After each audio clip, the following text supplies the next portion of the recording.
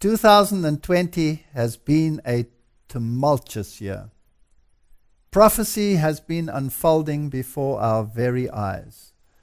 I cannot recall in my life a situation where all the parameters flowed together in such a fashion that it seemed as if the world was following a biblical script. For the first time in my life, we have a universal situation where every single country in the world is subject to the same situation.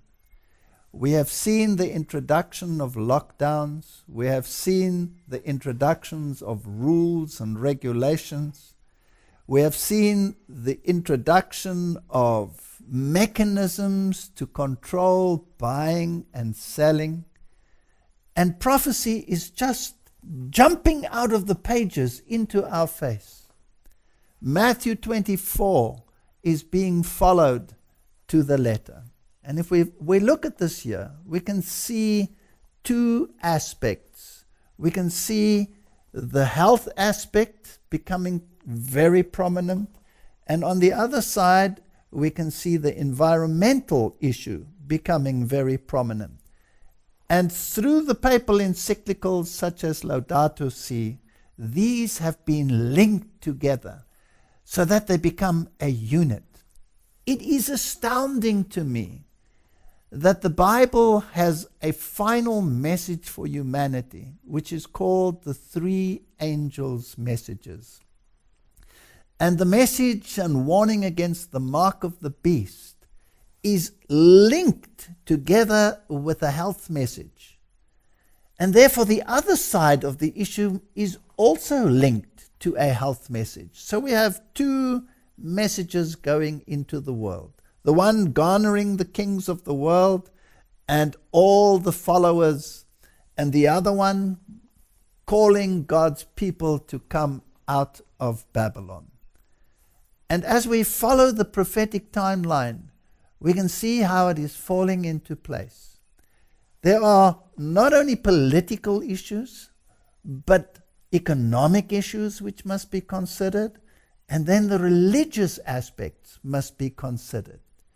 We know that the mark of the beast entails worship, so it is a religious issue. We know from Revelation chapter 18 that it is economic issues, because the economic powers of the world will lament the fall of Babylon. And we know that the kings of the world will give their power unto the beast. So if we look at the events of 2020, we can see the religious leaders of the world, we can see the political leaders of the world, and we can see the medical leaders of the world joining up with the ideologies that emanate from Rome.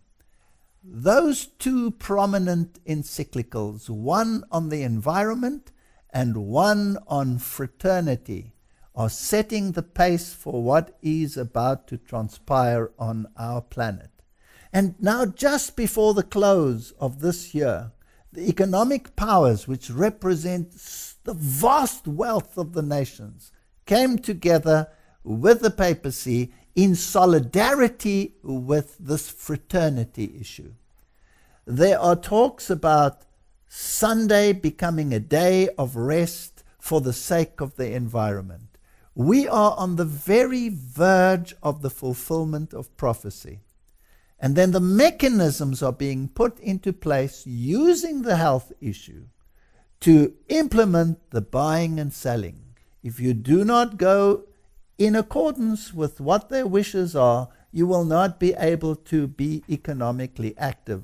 Those issues have been put into place, and the World Economic Forum is very, very upfront as to what that agenda entails. As we approach the end of this year, and we look forward to what is coming, we can see the coming of our Lord Jesus Christ written in the pages of history and in the Bible. The calamities of this world are God's opportunities.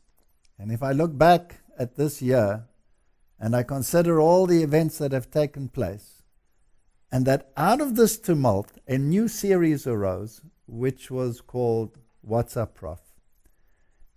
And through this medium, we were able to follow the events and try to put them into the prophetic perspective. And God was so good. He enabled this message to go to the entire world. We are so grateful. And it is our desire to continue with this message until the Lord comes. And I pray that that day will be soon. So as we enter into the new year, with the new events on the horizon that have already been to a large extent predicted by the World Economic Forum and other powers, let us keep our ears to the ground, let us watch for the signs, and together let us be prepared for the coming of the Lord.